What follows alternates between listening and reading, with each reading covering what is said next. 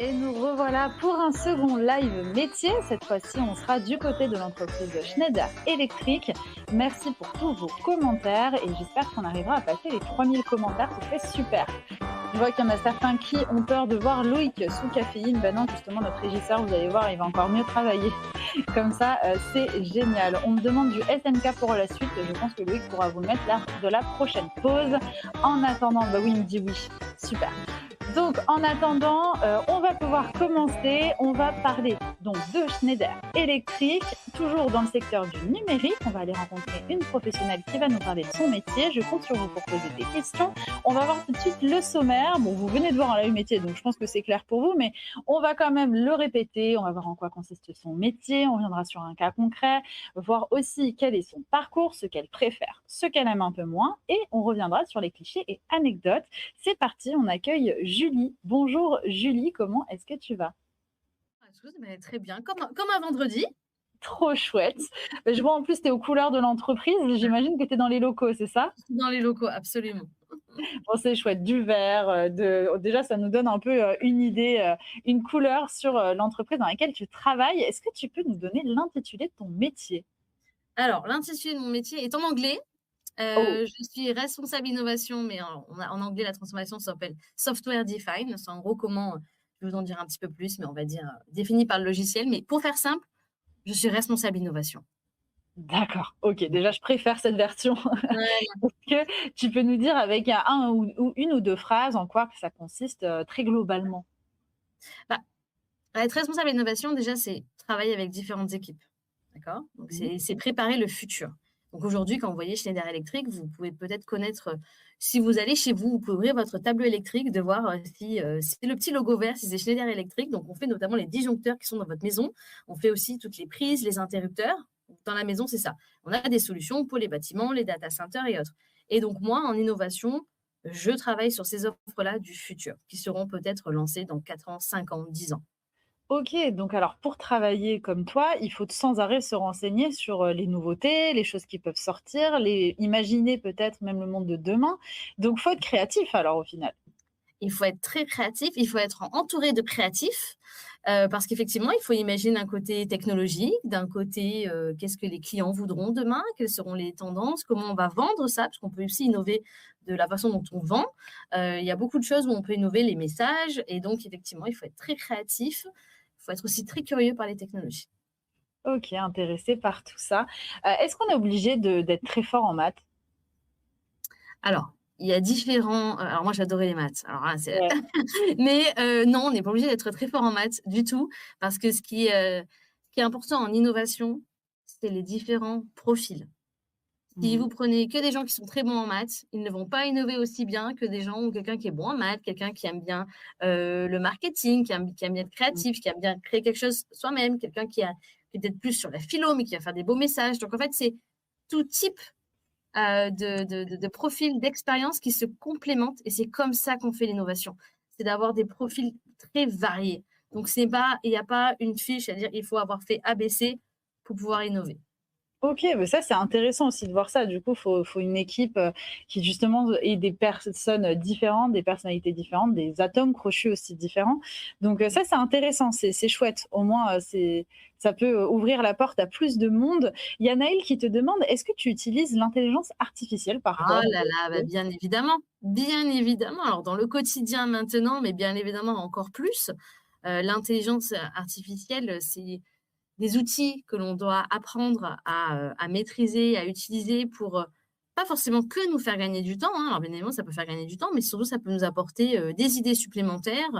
Ça peut nous permettre peut-être effectivement d'aller plus vite et donc, de se concentrer sur une autre partie plus créative. Et donc on utilise l'intelligence artificielle autant dans nos méthodes en interne. Alors ça peut aller, simplement, résumer un document, hein, déjà. Mais je veux dire, ça va aussi, beaucoup plus loin, pour, les développeurs logiciels, par exemple, qui ont, des outils avec l'intelligence artificielle pour les aider, à coder et ça peut être bien évidemment dans les solutions, les offres que l'on va faire à nos clients où il y aura de l'intelligence artificielle aussi comme, aujourd'hui quand vous achetez un téléphone, il y a de l'intelligence artificielle intégrée. Bah, ce serait pareil dans certains, peut-être dans un tableau électrique demain. D'accord. Bah, trop chouette. Écoute, tu nous as partagé des photos. On va pouvoir, y réagir, petit à petit. Donc ça, c'est un peu ce qui illustre ton métier et ton quotidien. Est-ce que tu peux nous expliquer, pourquoi, tu as choisi toutes ces photos? Alors la première, elle est très cliché, mais je voulais la partager parce que oui, je fais beaucoup de réunions sur l'ordinateur, à travers Ouais. Teams notamment. Bon, bah, c'était Microsoft, mais voilà, donc c'est beaucoup de réunions et mon neveu qui était un jour chez moi me dit: «Mais du coup, tu apprends l'anglais aux gens en ligne?» Non, c'est pas ça mon métier. Presque. Voilà, donc je parle beaucoup en anglais, je parle en français aussi, donc c'est parce que c'est quand même un rôle, très international, mais donc du coup, avec le digital, déjà, ça nous permet effectivement de travailler, avec différentes personnes dans le monde, différents clients et donc voilà, donc le premier point, c'est un peu cliché, mais je voulais dire qu'effectivement beaucoup de choses se passent derrière mon ordinateur, mais en collaboration avec des gens. Par contre, je vous ai mis notre photo en bas, où vous voyez aussi des post-it, c'est-à-dire qu'on Mmh. collabore aussi ensemble dans une Ah salle. ouais, en physique. Mais pas que derrière l'ordinateur, il y a aussi, en physique et voilà, donc moi, ce que je voulais mettre en avant, c'est ce travail d'équipe d'abord. C'est pour faire de l'innovation, peu importe dans quel domaine c'est le travail d'équipe. Moi, mon rôle, c'est OK. vraiment, en fait, de transformer, hem, comment on a l'accès à l'électricité, vous le savez autant que moi, vous en avez besoin tous les jours. Les demandes d'énergie grandissent et donc on a besoin d'anticiper comment demain on va transformer l'arrivée de l'énergie, l'utilisation de l'énergie grâce à des produits plus intelligents. C'est pour ça que je vous ai mis un smartphone parce qu'on voit très bien aussi qu'il va y avoir de plus en plus de numérique, même dans ce que l'on fait. Donc c'est pour ça que je vous ai mis ces deux premières images. Vous voyez un électricien sur un tableau. C'était ce que je vous disais un petit peu au début, c'est que Ouais. Schneider est très connu d'un point de vue grand public. Si vous allez chez Leroy Merlin, par exemple, pas les citer, ou Castorama, un peu tout type, vous verrez les disjoncteurs, vous verrez des électriciens qui vont acheter nos produits pour justement faire les tableaux électriques, par exemple. Donc, si vous prenez la photo du tableau électrique et puis la photo du smartphone, et puis à droite, un petit peu les lignes de code, on dit, bah voilà, comment le smartphone et les lignes de code vont transformer en fait l'image où on voit l'électricien avec ses tournevis. Ou demain, Mmh. finalement, bah, l'électricien, son outil, c'est pas que le tournevis. Déjà aujourd'hui, c'est aussi le smartphone, puisqu'il y a toutes les Oui. offres connectées à la maison, voilà, comment avoir une maison intelligente, et cetera. Oui, oui, ça évolue et très, très vite en plus de ça, notamment grâce à l'intelligence artificielle qui, fait monter aussi d'un second cran. Il y a Théophile qui te demande quel est l'aspect le plus positif, de ton métier? Ah, l'aspect le plus positif, c'est d'être, surprise au quotidien. En fait, là, si vous voyez la petite photo en bas à droite, c'est Ouais. un gros événement qui est en ce moment, alors ça, c'est la photo de l'année dernière, mais c'est un gros événement qui est en ce moment, sur Paris pendant 3 jours, un gros événement de la tech qui s'appelle Vivatech, à Paris, et qui est vraiment l'endroit où les grands groupes montrent comment ils innovent avec des startups et en fait, moi, ce qui est super positif, c'est, quand je vais à ce genre d'événement, c'est de trouver des nouvelles idées, de ce qu'il y a une startup qui fait quelque chose qu'on ne fait pas, où on pourrait travailler ensemble. Et c'est vraiment, moi, ce qui me motive tous les jours à me lever, c'est vraiment de me dire, je suis en train de travailler sur une idée du futur. Et donc, c'est vraiment Mmh. imaginer ça, l'idée du futur. Et donc, si vous prenez la collaboration à travers les équipes, à travers des partenaires externes, parce que l'innovation ne se fait pas seulement avec des gens dans l'entreprise, mais aussi avec des gens externes. Ça peut être des startups, ça peut être d'autres entreprises. Et donc, c'est vraiment ça, c'est ce côté collaboratif qui est le côté le plus positif. Super important et je comprends bien, mais ça, c'est chouette aussi, donc il faut du relationnel pour faire ton métier aussi. Il faut pouvoir Et créer le lien. il faut pouvoir créer le lien entre le business et la techno. Il faut du Mmh. relationnel. Mais encore une fois, dans mon équipe, pas tout le monde va être à l'aise de la même façon d'un point de vue relationnel. Bien Donc, sûr. encore une fois, on n'a pas besoin de cocher toutes les cases. On a besoin, par contre, de connaître nos forces, nos Une points à Oui, oui. travailler, nos faiblesses. Et en fait, de se dire, bah, c'est OK, quand je vais à ce type d'événement, typiquement, peut-être que je vais être la première à essayer d'échanger avec un partenaire. Et puis, une autre personne est peut-être un peu plus discrète. Et puis, dès que la conversation commence, bah, la personne joint la conversation. Donc, il faut savoir se Mmh. complémenter. OK, il y a Ruel et Sophia qui te demandent et la question, concernait les voyages d'affaires. Est-ce que tu peux, si tu veux bien, nous répéter, ta réponse? Oui, alors je sais pas où ça a coupé, mais donc du coup, oui, je voyage, particulièrement pour voir mes équipes, travailler avec mes équipes, puisque mon équipe est aussi répartie, dans le monde. Donc j'ai une partie de l'équipe, à Grenoble. Moi, je suis à Paris, eux, ils sont, à Grenoble. Donc la TGV Paris-Grenoble, je le connais bien. J'ai une partie de l'équipe aussi en Inde, à Bangalore. où j'y vais pour la première fois à la fin du mois d'ailleurs. Et bien évidemment, je suis aussi amenée à voyager si je souhaite rencontrer des partenaires, rencontrer des fournisseurs, où là, je peux faire des visites d'usines ou autres. Et donc, je voyage dans le monde complet. Après, j'ai une équipe, donc on est aussi plusieurs, on se répartit les sujets aussi. Ok, très bien, génial. Ça, c'est super. Est-ce que ça veut dire que du coup, tu peux parfois partir en Inde? Est-ce que tu peux être Voilà. amené à faire ça? Oui, là, j'y vais pour une semaine. Apparemment, il fait encore plus chaud qu'ici qu'il fait en ce moment à Paris, donc voilà. Mais Ah oui, ouais. là, j'y vais pour une semaine pour justement travailler avec les équipes sur place, rencontrer des clients sur place pour aussi avoir leur retour sur nos innovations. Donc oui, voilà. Oh, génial. Ah ouais, donc ça, c'est chouette, hein, franchement, pour le coup. Et c'est vrai, donc l'anglais est primordial, j'imagine. Voilà, c'était exactement ce que j'allais te dire. D'où, si j'ai un conseil à tous, c'est l'anglais qu'il faut travailler. C'est l'anglais. De toutes les matières, c'est l'anglais. Avec des séries, hein, anglais. Il n'y a pas de souci avec les films, les séries. Moi, je m'étais forcée à faire un job d'été quand j'étais plus jeune aux États-Unis. Je ne parlais pas du tout anglais. J'ai pris un job d'été en tant que photographe. Et quand on est entouré de personnes qui parlent anglais, ça fait un déclic forcément. Donc, conseil, l'anglais. Conseil. Ok, ça, on le saura. C'est assez drôle parce que tout à l'heure, on a eu un live métier avec une personne de chez Orange et il nous disait que l'anglais n'était pas primordial dans son métier. Et je disais, ah cool, on a trouvé enfin un métier où c'est pas primordial. Et puis, boum, non. Bon, Alors, oui. attention, Bon, non. dans mon équipe, bien évidemment, il y a des gens qui sont peut-être moins à l'aise avec l'anglais. Et donc, tout le monde est bienvenu quand même et on y arrive quand même. Mais si vous souhaitez être en innovation, les innovations maintenant viennent de 4 coins du monde. Donc, l'anglais permet en effet d'augmenter cette curiosité et d'avoir accès à beaucoup plus d'opportunités, de solutions, de collègues qui ont des idées différentes parce qu'ils sont dans un pays différent, une culture différente. Voilà, c'est plutôt pas mal. Ouais, c'est plutôt pour ça aussi le partage. Et encore, on retrouve la différence dont tu parlais dans tes équipes que je trouve vraiment, vraiment très chouette. Bon, ça c'est super. Il y a Loane qui demande en revanche, il dit, vous faites quoi une journée type? J'ai pas trop compris ce que vous au quotidien. Une journée type. Alors, il n'y a pas trop de journée type. C'est l'avantage, c'est-à-dire que chaque jour se suit et ne se ressemble pas. Une journée. En fait, si tu veux, nous, je vais avoir un projet à suivre avec mes équipes. Mais c'est un projet qui peut être sur 1 an, 2 ans, 3 ans. Voilà, il y a différentes étapes. Donc, ce qui fait que une journée type, c'est passer du temps déjà avec mes équipes le matin pour savoir comment le projet avance. Après, avoir plus des échanges individuels sur des points spécifiques sur comment je peux les aider. Après, c'est aussi avoir des points avec des discussions avec, dans l'organisation, différentes équipes pour avoir ce partage d'informations. Parce qu'il faut savoir que quand on n'innove pas seul. On innove avec différentes équipes pour faire une solution potentiellement complète. Je peux aussi avoir des échanges avec des fournisseurs, donc par exemple des fournisseurs de technologie, de semi-conducteurs par exemple, un composant électronique que je vais mettre dans une solution. Je peux aussi avoir des discussions avec des fournisseurs de solutions d'intelligence artificielle. Et donc en fait, j'ai beaucoup de discussions. Vous allez dire, elle fait que parler. Ouais, je parle beaucoup. J'ai beaucoup de discussions, c'est comme ça qu'on crée quelque chose. Puisqu'effectivement, dans mon équipe, après, je peux avoir les développeurs logiciels, les développeurs de produits.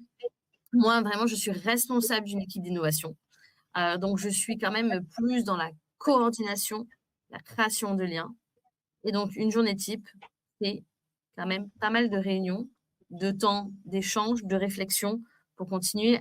Mon rôle, moi, c'est vraiment de leur permettre à eux d'avancer et de pouvoir exécuter le projet. Je ne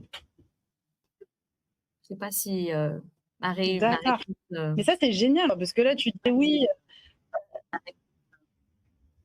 Ah, désolée, je crois qu'il y a un micro-décalage. Mais ce que je disais, c'est moi, je trouve ça génial, parce qu'il y a plein de missions différentes au sein même de ton métier.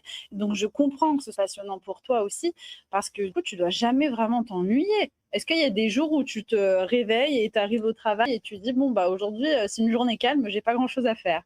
Ça ne m'est jamais arrivé depuis très longtemps. Non, parce que c'est vrai, tu as raison, j'interagis tellement avec aussi différentes équipes. Je peux avoir des échanges avec des équipes techniques, des échanges avec des équipes de commerciaux, des échanges avec des équipes d'intelligence artificielle. Donc, en fait, c'est tellement varié que chaque jour ne se ressemble pas d'un point de vue contenu. Alors, d'un point de vue, voilà, oui, je me lève, je vais dans le même bâtiment, ou alors je peux travailler de la maison, ou alors je prends le train, je vais sur nos bureaux à Grenoble. Donc, il y a ces petites tâches, enfin, routines du quotidien, mais dans le contenu de la journée, non. Il peut y avoir aussi des journées, c'est plus des discussions côté ressources humaines, où je vais discuter avec ma responsable des ressources humaines sur quelles sont les compétences qu'il me faut dans mon équipe pour le futur, comment je peux aider telle personne à grandir, à promouvoir, je fais des entretiens, je fais beaucoup d'entretiens aussi pour voir quelles sont les prochaines personnes qui vont rejoindre mon équipe. Voilà, donc chaque jour peut être différent. D'accord.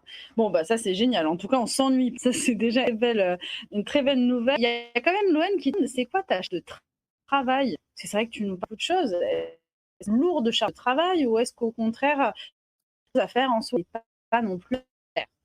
Alors attends, ça a complètement coupé, redis-moi.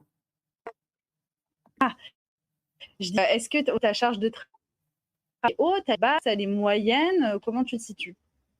Alors, il faut savoir que déjà, peut-être qu'on n'a pas parlé du parcours, mais ça fait après 15 ans que j'ai commencé à bosser. Okay, donc, le coach que je vous raconte là, c'est pas non plus mon poste que j'ai eu à la sortie d'école. Okay, donc ça évolue différemment les responsabilités, etc. Oui, j'ai une grosse charge de travail quand même, mais que je gère. C'est à moi de gérer les priorités. Parce que vous verrez, on peut ne jamais s'arrêter de travailler en entreprise, dans les grands groupes. Je veux dire, j'ai une tonne d'emails en retard. J'excuse tous les gens avec qui je suis en retard. Je dois prendre des décisions de quel sujet je traite en premier, de quel sujet je dois faire avancer en premier. Je peux avoir des horaires flexibles, bien évidemment, puisque comme vous voyez, je bosse aussi à l'international. Je peux peut-être décider de prendre un appel un peu plus tard le soir pour bosser avec les États-Unis. Mais c'est aussi parce que j'ai voulu entre 18h et 20h ne rien avoir, parce que je récupère mon petit bébé et que je voulais m'occuper de mon fils.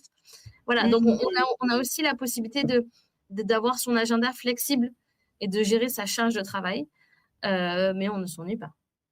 Trop chouette. Bon, bah ça, c'est une très très bonne nouvelle. On va passer sur ton parcours, comme tu as fait référence. Alors, juste avant le parcours, on va revenir sur le cas concret, parce que j'ai vu une question à ce niveau-là, et ensuite, on passera bien sûr au parcours.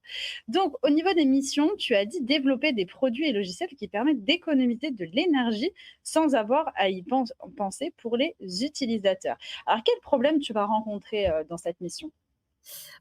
Donc là, la mission, si on se met dans le cas à la maison, voilà, on a des applications de la maison connectée, etc., okay, qui vont vous permettre effectivement de faire des économies d'énergie. Donc ça, c'est vraiment la mission. Pour aller plus vite dans l'innovation, c'est ça mon gros problème. Mon problème, c'est vraiment comment est-ce que on peut aller plus vite. La concurrence va vite. On est une grande entreprise. Il y a des entreprises qui sont plus petites, qui peuvent être plus agiles, qui peuvent aller plus vite. Donc, l'un de mes obsessions, c'est vraiment de m'assurer qu'on a des très bonnes idées, ça c'est génial, mais qu'on peut les exécuter rapidement. Et donc, c'est là qu'on doit prioriser ce qu'on veut faire. À quel moment on veut mettre un produit sur le marché et pas avoir une idée et mettre le produit sur le marché des années après. Donc, c'est vraiment la rapidité. L'autre problème que j'ai aussi, c'est comme je vous disais, je coordonne différentes équipes. Chaque équipe voit le sujet d'un angle différent et c'est ça qui crée la richesse. Hein. Mais, encore une fois, je reviens à la vitesse de prendre tous les points de vue. Des fois, ça nous ralentit. Donc, il faut aussi qu'on trouve des façons de se coordonner, se complémenter, mais aller plus vite. Bien sûr. Donc, il y a quand même cette petite pression à côté, mais qui fait aussi que ton métier est passionnant de l'autre côté. Petite question à ce niveau-là, est-ce que ça t'est déjà arrivé qu'avec tes équipes, vous développiez une nouvelle chose, une nouveauté, une innovation, et qu'en fait, quelqu'un d'autre prenne le pied, une entreprise concurrente ou quoi que ce soit, aille plus vite que vous dans ça? Oh, ça arrive. Ça arrive, Ouais, bien c'est pas évidemment. frustrant? Ça arrive. C'est très frustrant, mais il faut savoir rebondir et puis il faut savoir apprendre de ça et de se dire, OK, peut-être que la prochaine fois, je communiquerai un peu plus tôt, j'attendrai pas que tout soit parfait pour communiquer, pour aussi me positionner. Voilà, donc oui, c'est frustrant. Après, on n'est pas non plus sur le marché du grand public. On est quand même sur le marché des professionnels où les professionnels sont quand même aussi beaucoup attachés à certaines marques. Et donc, des fois, ils vont dire, oh, mais attends, il y a un tel qui a fait ça et vous le faites toujours pas. Donc, ils vont peut-être aussi attendre que nous, on le sorte. Donc, c'est ça aussi qui est sympa dans le métier, c'est quand même que l'attachement à la marque de nos clients. Donc, voilà, oui, ça peut être frustrant, mais on sait rebondir. Ouais, on faut s'en détacher à ce niveau-là. Ouais. Trop bien. Donc en solution, effectivement, pour le répéter, tu vas travailler aussi avec des startups, des partenaires tech pour un co-développement. Donc en fait, tu es sans arrêt, je reviens encore sur le relationnel qui est très, très, très primordial dans ton métier parce que tu vas rencontrer beaucoup de personnes. Absolument. Et effectivement, de se dire qu'on va pas nous tout faire nous-mêmes, en fait. Il y a des expertises, des compétences. On parlait de l'intelligence artificielle au tout début. Bien évidemment, il y a des petites boîtes, des startups qui savent maîtriser l'intelligence artificielle d'une certaine façon que nous, on ne sait pas forcément. Donc, on préfère collaborer avec eux pour pouvoir l'implémenter dans nos offres, par exemple. Et donc, oui, le relationnel fait partie de mon métier. Mais quand on va voir mon parcours, je pourrais t'en dire un peu plus. Bah, c'est très bien parce qu'on y va droit devant. En plus, il y a Alicia qui demande et David qui demande quelles étaient la durée de vos études. Donc, on y vient. Donc, ton parcours, je te laisse me le présenter. Donc, au niveau de la troisième, à mon seconde, comme les élèves qui nous suivent aujourd'hui, comment tu te sentais vis-à-vis de ton orientation? Alors, donc déjà, je crois que j'ai fait un bac scientifique. Je crois que ça n'existe plus. C'est ça, ça a changé. Je me sens Oui, vieille. ça a changé, mais bon, Voilà. on peut toujours suivre les sciences. Voilà. Après la troisième, moi j'adorais les maths, clairement. J'adorais les maths. J'adorais les maths. Donc je savais que je vais aller dans une voie plutôt scientifique. Donc j'ai pris l'option scientifique pendant le lycée. J'avais pas, je savais que je n'étais pas spécialement attirée par un côté médical ni biologique, mais plutôt la technique, quoi, la tech, tout ça. Et donc c'est pour ça que je me dis, j'allais en école d'ingé généraliste pour pouvoir ne pas me fermer des portes tout de suite parce que voilà, il y en a qui peuvent savoir qui sont fans de cybersécurité. Bon, super. Allez direct en cybersec. Moi, c'était pas mon cas. Je voulais un peu généraliste, me dire, je veux pouvoir avoir différentes portes ouvertes. Il y a différents types d'écoles d'ingénieurs, ça, il faut le savoir aussi.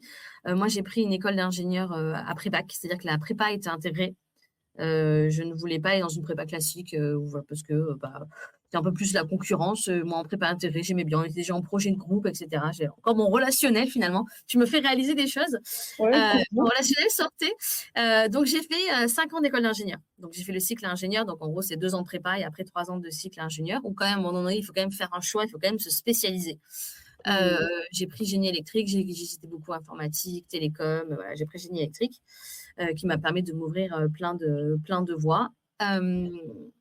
Au bout de ces 5 ans d'école d'ingénieur, je me dis, c'est super, mais je ne me sens pas non plus super ingénieur. C'est-à-dire que je ne me voyais pas non plus aller, moi, faire le design d'un produit avec des produits électroniques ou coder des lignes, etc. Je ne me voyais pas non plus faire ça. Donc, j'ai complété en 1 année d'école de commerce, un master spécialisé. C'était génial. Et là, pour le coup, je l'ai fait aussi à l'étranger. Je l'ai fait entre Paris et Singapour. C'était super.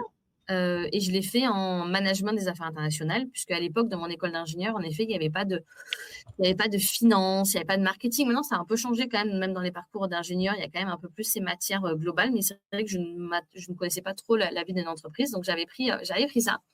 Et bon, il faut que je le dise clairement, après 1 an d'école de commerce et puis mon stage, je me dis, bon, je ne suis pas non plus trop école de commerce, quoi. Donc, je me sentais ni trop ingé, ni trop école de commerce. Je me sentais un peu un mix des deux.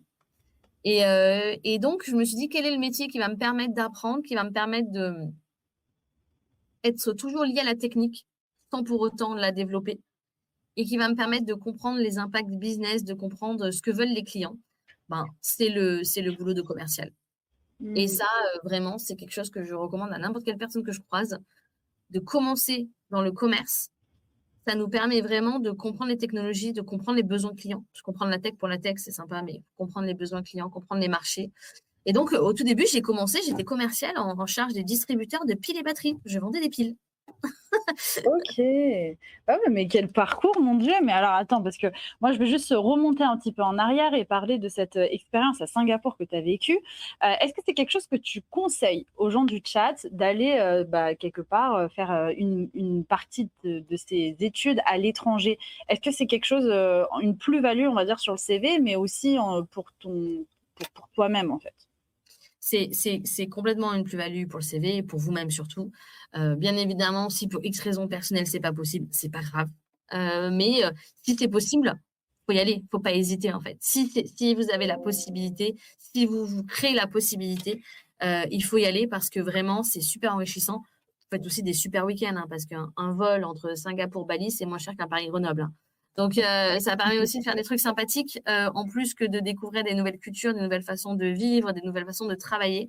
Donc, bien évidemment, je recommande. Et puis, ça permet plus tard, si après on a moins envie de bouger, c'est pas grave. Mais voilà, si vous pouvez avoir l'opportunité, il faut y aller, il faut foncer. C'est super enrichissant de faire quelques mois, une année, un peu plus à l'étranger. Et puis en plus de ça, vous pourrez pratiquer l'anglais, vous n'aurez plus le choix. Voilà, exactement. Je voulais pas le remettre sur le tapis, mais tu l'as dit. Je mets les pieds dans le plat, moi, je suis comme ça, moi. Trop bien. Bon, on a une question de Fortuné qui nous dit: «Est-ce qu'une fois qu'il y a eu une innovation qui a mal marché?» Ah, bien sûr. Il y a pas mal d'innovations qui restent sur nos étagères. Ou je pense aussi dans ma précédente boîte, hein, pas forcément que ici, mais bien évidemment, ça arrive. Mais là, ce qui est important, bah, c'est de prendre les retours et de comprendre ce qui n'a pas marché. Et parfois, ce n'est pas que l'aspect technologique, parce que technologiquement parlant, ça marche. C'est que finalement, bah, ça ne correspondait pas aux besoins du marché. Et des fois, c'est une innovation qui arrive trop tôt ou qui arrive trop Mmh. tard. Ah oui, bah oui. Il peut y avoir Voilà. ça. C'est vrai que parfois, quand on voit des c'est un peu comme les trends qu'on peut avoir sur les réseaux sociaux. Parfois, il y a des personnes qui commencent les trends et c'est trop tôt, ça marche pas ou inversement, qui arrivent trop tard. Donc oui, donc même dans ton métier, c'est le cas. Il y a une question aussi, de Zeiss qui demande: «Quelles sont les perspectives d'évolution dans ton métier?» Ah là là, les perspectives que tu souhaites. Honnêtement, avec ce type de profil, comme je vous ai parlé un peu au début, école d'ingé, école de commerce, donc tu un peu profil hybride. Si je fais les différentes étapes, j'ai commencé commercial en charge de la distribution, après j'étais commercial grand compte. L'un de mes comptes était Schneider Electric. Je me dis, ah, c'est une belle boîte. J'ai voulu rentrer chez Schneider. Et là, j'ai eu une opportunité de travailler sur une transformation dans le groupe qui est la transformation des ventes et qui est donc à travers le e-commerce. Avant le Covid, où tout ne s'achetait pas en ligne d'un point de vue professionnel.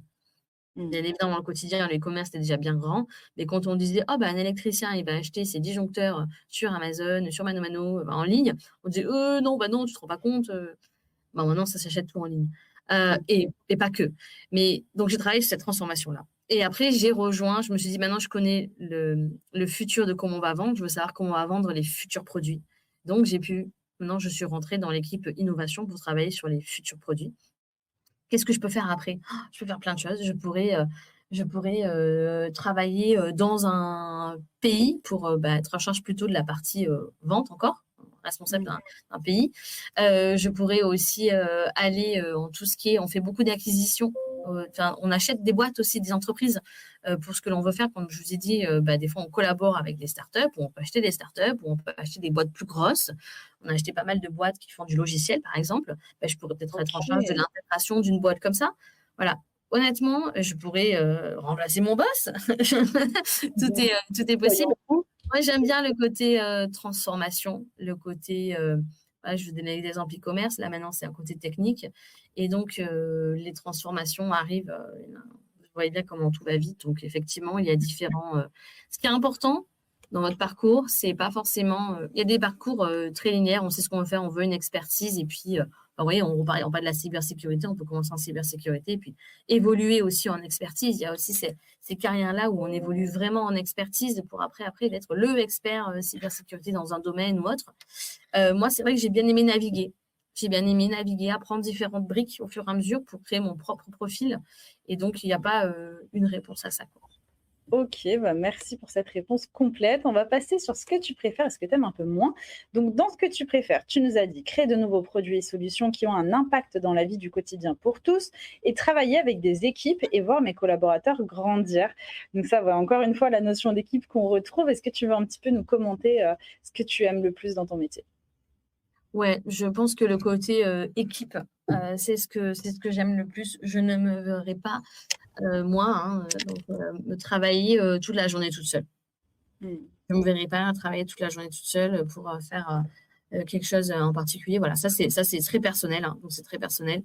Moi, ce que j'ai aimé, c'est que bah, voilà, je suis arrivée sur un sujet d'innovation, il y avait tout à créer.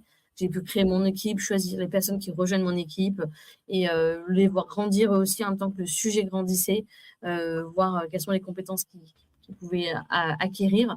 Et donc, voilà, moi, c'est vraiment ça que j'aime le plus au quotidien, c'est le travail avec mon équipe, le travail avec les autres équipes.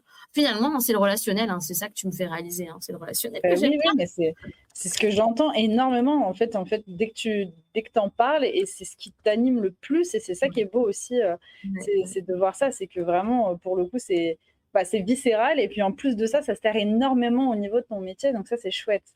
Ça, c'est super. Maintenant, on va parler des choses que tu aimes un peu moins, vu qu'on se fâche. Parfois, il faut gérer beaucoup de sujets en même temps. Tout est toujours urgent et tout ne va pas toujours aussi vite qu'on le voudrait. Bah ouais, ça va vraiment à l'encontre. C'est ce que tu nous disais tout à l'heure, hein, c'est que parfois, il faut aller très vite et en même temps, on peut être facilement bloqué. Mais le fait de collaborer avec plein de personnes, après, ils vont avoir plein de demandes pour vous et tout est urgent. Ah ben, Ouais, au bout d'un moment, on parlait de la charge de on travail. se met d'accord. Je vous disais, on parlait de la charge de travail. Il faut que j'ai appris à dire non, j'ai appris à prioriser parce que, bah, bien évidemment, on peut pas tout gérer à la fois. Et quand en plus on est sur des sujets d'innovation, je suis sur un sujet qui devient un peu le sujet dont tout le monde parle. Donc, du coup, on veut savoir qu'est-ce que c'est, qu'est-ce qu'ils ils peuvent contribuer, etc. Donc, il peut y avoir un petit peu beaucoup de demandes, ce qui est, et ce que j'aime le plus parce que j'ai beaucoup d'interactions. Mais ce qui est en contrepartie, des fois, ce que j'aime le moins, c'est que du coup, il y a trop tout à faire pour hier. Voilà, Hmm. savoir gérer Ouais, ça. compliqué à gérer au quotidien, je comprends bien. Et On va passer aussi, à la... Ah oui, juste vas-y. pour rebondir sur ça, c'est le rôle que j'ai. Je pourrais avoir un rôle similaire peut-être dans une plus petite boîte. J'aurais peut-être des problèmes différents. Vous voyez ce que je veux dire? Parce que voilà, Oui. là, c'est parce que je suis quand même dans une très grande entreprise où il y a beaucoup d'interactions, de points communs, de points liés entre chaque partie de l'entreprise. Bien sûr. Bien sûr, mais ça, c'est vrai que dans tout métier, il faut le repréciser, c'est vrai qu'on a tendance on vous montre des professionnels, effectivement, mais il faut prendre leur métier et l'entreprise, parce que ça peut changer d'une entreprise à l'autre, que ce soit pour les responsabilités ou même les tâches au quotidien. Donc, on va pouvoir passer à la dernière slide, parce que malheureusement, il est déjà 40. Donc, cliché anecdote, tu as dit, non, je ne passe pas mes journées derrière un ordinateur toute seule, ça c'est chouette, et mon métier n'est pas réservé à certains profils, je travaille avec des personnalités très différentes. Bon, alors ça, c'est déjà super. Est-ce que tu veux un peu nous expliquer pourquoi ça te tenait à cœur de le préciser? Bah, c'est vrai que je l'ai dit du coup un peu en introduction aussi, mais euh, anecdote, non, il n'y a pas que des hommes dans mon univers techno. Il y a aussi des femmes. Il n'y a pas que des Français. Il y a aussi tout type de culture. Et c'est ça vraiment que je voulais partager, c'est que c'est la diversité qu'on a pour réussir. Et on s'est déjà retrouvés dans une réunion, on est évidemment sur Teams, où on était en majorité des femmes. Et donc, même dans des endroits techniques, il y a des femmes. Et ça, je voulais le préciser parce que même si on ne sait pas ce qu'on veut faire et qu'on se dit, tiens, j'aime bien un peu la technique, il faut y aller. Il faut y aller, vous êtes curieux et tout va se construire au fur et à mesure. Et c'est vraiment ça, c'est que même si je suis responsable innovation, je ne suis pas entourée que de geeks. Il y a tout type de profils qui se complémentent. Et c'est ça, qu'on peut être attiré par vraiment la tech et vouloir innover et avoir un profil complètement différent de son voisin. Et c'est OK parce que c'est cette diversité qui permet de faire ça. Bien sûr, bah ouais, bah je te rejoins totalement. Une dernière petite question de Aaron ah non, pas Aaron, pardon. Parce qu'Aaron, c'est sur les alignements, mais ça, on en parlera une prochaine fois lors de la synthèse. Mince, excuse-moi, j'ai loupé. J'ai Vas-y. loupé. Ah oui, c'est ça. Je l'ai retrouvé. Ali qui dit est-ce que le Covid a beaucoup impacté votre travail? Oui, enfin, dans un point de vue, il a impacté nos méthodes de travail. Encore une fois, hein, ça a boosté, enfin voilà, là, le fait qu'on fasse ça en ligne, je ne sais pas si avant le covid, MyFuture vous existiez, peut-être, je ne sais pas. Mais, c'est beaucoup des actions du quotidien que l'on fait beaucoup plus virtuellement. Comme je vous disais, je vais rencontrer mon équipe en Inde à la fin du mois, ça fait plusieurs mois qu'ils ont rejoint mon équipe. Grâce au digital, je ne suis pas allée les voir immédiatement. J'ai pu, commencer en ligne et puis maintenant, bien évidemment, au bout d'un moment, je vais les voir, bien évidemment. Mais, donc ça le covid a changé plus nos méthodes de travail, de se connecter, mais il y a quand même beaucoup ce retour, hein. Vous voyez, je suis sur site aujourd'hui, il y a quand même beaucoup ce retour où l'innovation se fait beaucoup en étant ensemble dans une pièce, à réfléchir ensemble. Donc, ça a permis de donner de la flexibilité. Donc oui, je travaille de la maison de temps en temps. Il faut avoir un bon environnement, hein, attention, c'est pas, Oui. je suis pas sur mon canapé et je suis pas en train de faire 20 millions de trucs à la fois. Donc, c'est un très bon environnement de travail qu'il faut avoir. Donc, ça a plus changé ça. Et ça, par exemple, typiquement, travailler de la maison, c'est des choses qui sont encadrées dans une entreprise comme Schneider où on peut travailler par mois, X jours par mois à la maison. Et donc, c'est pour permettre de gérer l'agenda. On parlait des déplacements, donc je voyage. Ça me permet après de compenser, de pouvoir faire moins de trajets, d'aller au bureau et d'être à la maison. Voilà, donc le Covid, ça a changé particulièrement nos façons de travailler et pas spécialement ce que l'on travaille. Par contre, vu que ça a amené plus digital dans le travail, ça a amené plus digital dans nos clients. Donc, c'est pour ça aussi que je vous disais que la transformation, l'innovation sur laquelle je travaille, c'est vraiment d'apporter plus de numérique dans tout ce que l'on va offrir dans un tableau demain, un tableau électrique, puisque c'est aussi quand même grâce avec le Covid, enfin, le Covid a quand même Aussi, ouais, géré tout ça a ça. été. Ouais, trop bien. Bah écoute, merci beaucoup Julie, merci aussi au chat. J'ai vu pas mal de questions passer, mais vous inquiétez pas, la plupart, j'ai déjà les réponses pour pouvoir faire la synthèse. Et puis sinon, bah, Julie, je pense que tu as extrêmement bien présenté ton métier. C'est chouette parce qu'en plus, tu es dynamique, tu es énergique, on voit que tu adores ce que tu fais. Qu'est-ce qu'on peut te souhaiter pour la suite? Bah écoutez, que j'aille plus vite en innovation que mes concurrents, que ce soit ma solution qui soit la première sur le marché. Ok, bah écoute, on prie tous pour ça. Et puis quand on regardera Schneider, on pensera à penser à toi, Voilà, à se dire, ah tiens, cette innovation, ça vient peut-être des équipes de Julie. Donc merci, exactement. merci encore à toi là dans le chat. On dit merci. Il y a Sana, il y a Yann, il y a Alicia, il y a Brieux, il y a André qui disent merci. Et vous, le chat, on se retrouve dans quelques instants pour la synthèse. N'hésitez pas à prendre bien vos notes. J'ai vu que Guillaume avait déjà fait un document partagé. N'hésitez pas d'aller piocher dedans si vous avez des informations qui vous manquent. On vérifie tout ça et puis ce sera le grand quiz juste après et on pourra vous libérer pour la pause midi. Merci Julie, merci le chat. Bonne journée à À tout tous. de suite.